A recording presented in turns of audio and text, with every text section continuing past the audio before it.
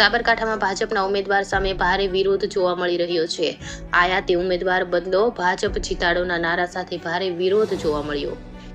ભાજપના કાર્યકરો દ્વારા ઉમેદવાર બદલવાની સતત વાત કરવામાં આવી રહી છે। કોંગ્રેસના આયાતી ઉમેદવાર શોભના બારૈયાનો વિરોધ ચાલી રહ્યો છે, ત્યારે કાર્યકરો જણાવે છે કે જો ટિકિટ આપવી જ હોય તો ભાજપના કાર્યકરોને જ આપો।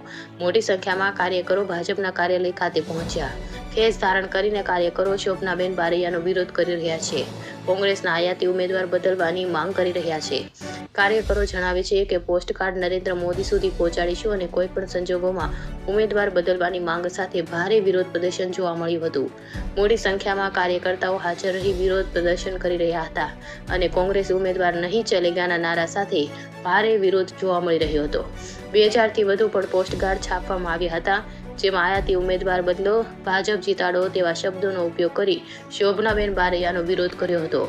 હિંમતનગર, ઈડર, વડાલી, ભિલોડા, પ્રાંતિજ, મેઘરજ જેવા તાલુકાઓમાંથી કાર્યકરો હાજર રહ્યા હતા, જેમાં અમૃતસિંહ જિલ્લા સદસ્ય, લાલસિંહ જિલ્લા સદસ્ય, જીતેન્દ્રસિંહ તાલુકા સદસ્ય, વનરાજસિંહ સક્રિય કાર્યકર્તાઓ હિંમતનગર ભાજપ કાર્યાલય ખાતે હાજર રહ્યા હતા।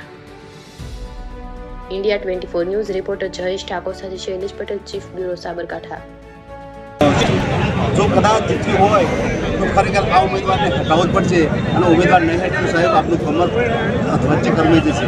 એટલા માટે અમારો એક જ નારો છે કે ઉમેદવાર હટાવો, ભાજપ જીતાવો। જો ઉમેદવાર બદલાય અને જો બીજો ઉમેદવાર કોઈ પણ કાર્યકરનો ઉમેદવાર આવશે તો 5 લાખ લીડથી ઉમેદવાર જીતીને દિલ્હી પહોંચવાની જવાબદારી અમે કાર્યક્રમો લઈએ છીએ। પોસ્ટકાર્ડ રાખવામાં આવે, કેટલા લખવામાં આવે સાહેબ? દરેકને અમે 2000 પોસ્ટકાર્ડ છે। સાબરકાંઠા આગળની દરેકને પોસ્ટકાર્ડ આપવામાં આવે છે। 2000 પોસ્ટકાર્ડ અમે બનાવડાવે છે। એટલા માટે આયાતી ઉમેદવાર નહીં ચાલે, નહીં ચાલે, નહીં ચાલે, ઉમેદવારો બદલો, ભાજપા જીતાવો। પોસ્ટકાર્ડ કોને લખવામાં આવ્યા છે?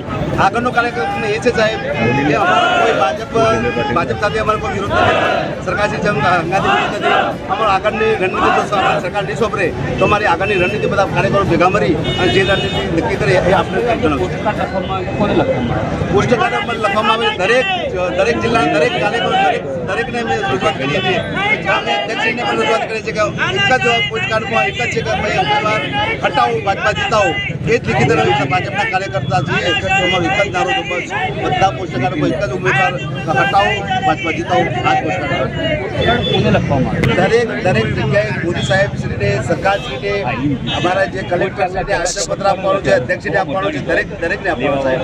એટલા માટે અમે પોસ્ટકાર્ડ 2000 પોસ્ટકાર્ડ અમે વિતરણ કરવાની છે આજની તારીખે। શું નામ આપનું? મારું નામ કામ છે। હિંમતનગર તાલુકામાં કોઈ સક્રિય કાર્યકર્તા નથી। હિંમતનગર તાલુકાથી જ બધું ચાલે છે।